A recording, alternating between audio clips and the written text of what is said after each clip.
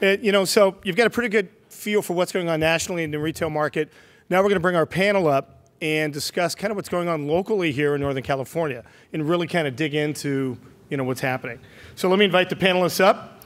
And Rhonda Diaz is a 20-year vet, our partner in our San Francisco office. She'll discuss what's happening in San Francisco. James Chung, a 10-year vet, our partner in our new Santana Row office. If you haven't seen it, check it out. It is the Taj Mahal of real estate. We'll speak to big box development and ground-up centers. John Schaefer, our partner in our San Rafael office, will also comment on shop space around the Bay Area and QSRs and what's happening in that industry. James Tier, our partner in Sacramento, will talk about the Central Valley in Sacramento. And of course, Dan Wald, 37-year vet. Everybody knows Dan, great investment broker. We'll talk about what's happening in the investment market here in Northern California.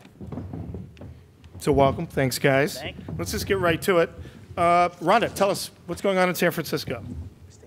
Well, San Francisco's relatively healthy. We've seen a lot of activity, a lot of deal velocity. Net occupancy is up. There was 200,000 square feet of net absorption last year. In all corridors, we've seen retail vacancy down.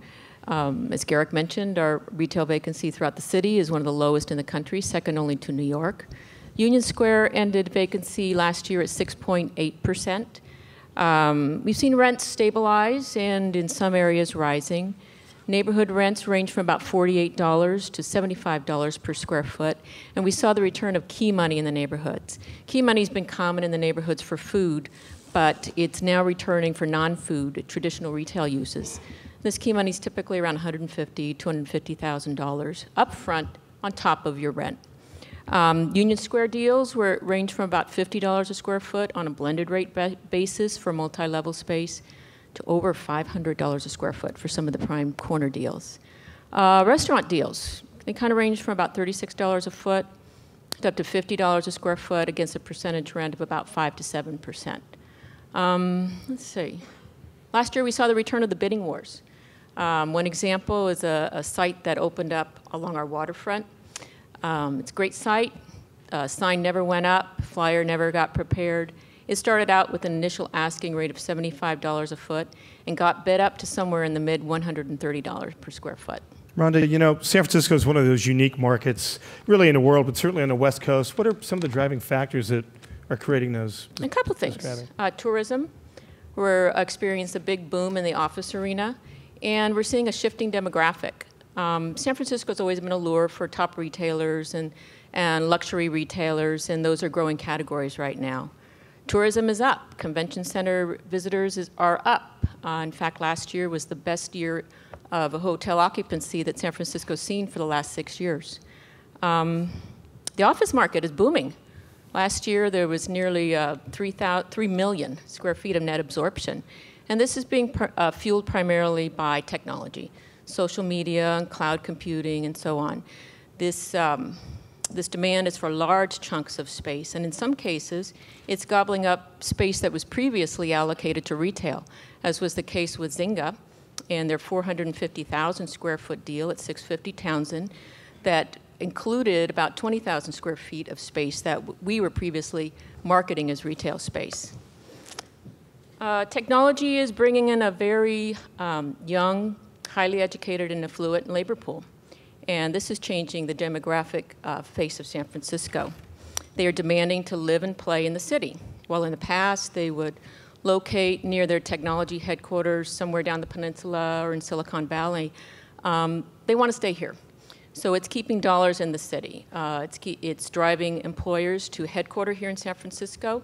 And those employers that aren't here are providing shuttle service to go back and forth along the peninsula and Silicon Valley.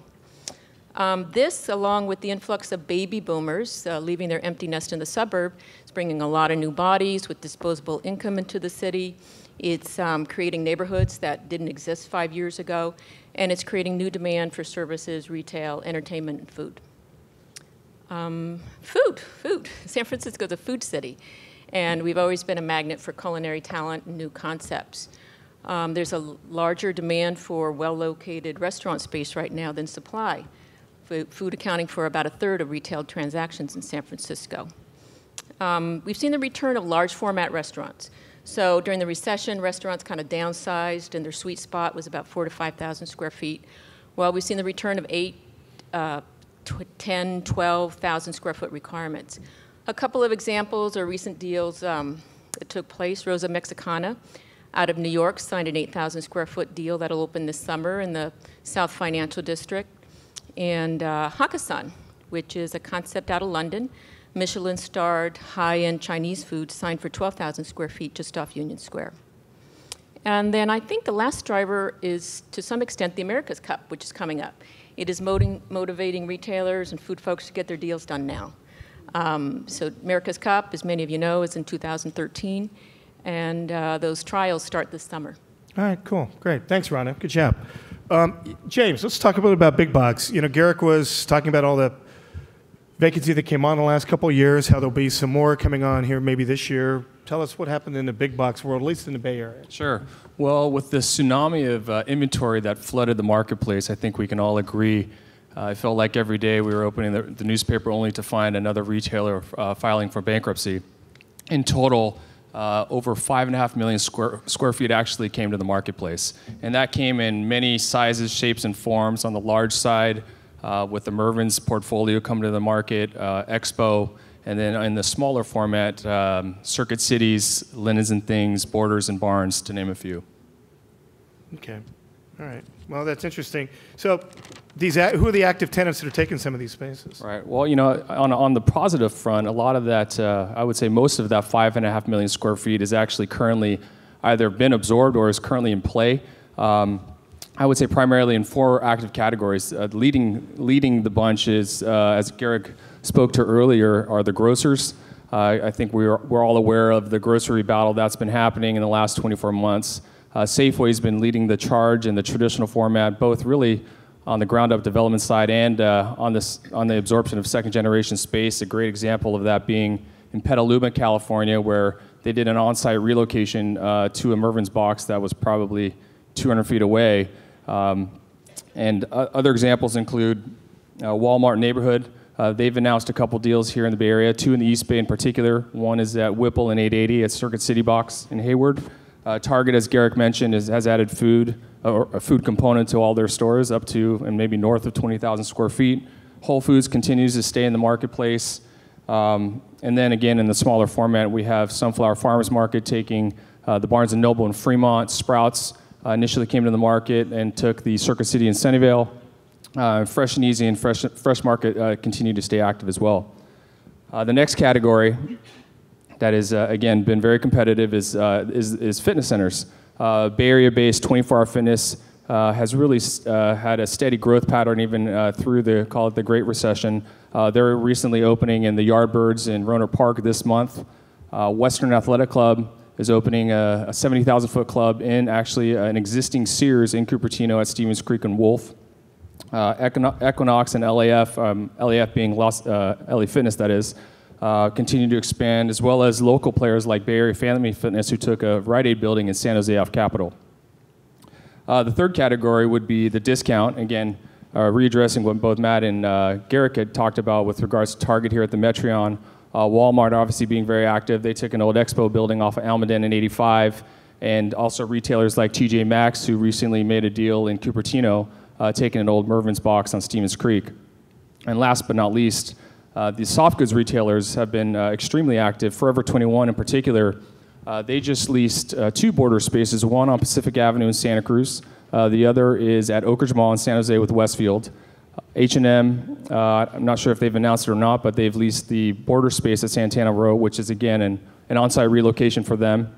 And Nordstrom Rack has 2 extremely successful locations, both being second-generation boxes, one in Fremont, the Circuit City, and the other being a Linens and Things box at the Oak Ridge Mall in San Jose. All right, I got a little curveball throw you. Give us an idea of what these rents, you know, this is a lot of absorption, and you got a lot of different types of tenants on here. What kind of rents are these guys paying? Sure. Well, we're seeing rents anywhere from the mid-teens to the mid-high 20s, depending on shell delivery and TI. And what's it cost, you know, to build one of these out? Certainly, you know, carving up a Mervyn's box is pretty expensive. Can you give us an example? Absolutely. Next slide, please.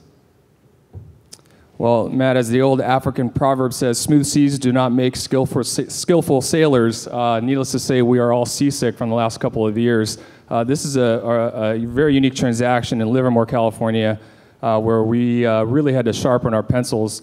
This is a Macerich-owned asset in a Kimco shopping center, so not only did we have to navigate all of the exclusives and REA issues and use clauses in the shopping center, but we also had to find a way to split a box that's really a single purpose use for 3 tenants. And in this case, the demising costs got close to $75 per square foot, which in this scenario is almost is a reason not to make the deal. But needless to say, we found a way. We were able to really find an opportunity to demise the space to make every tenant happy with their frontage. We were able to share some loading and successfully make the deals.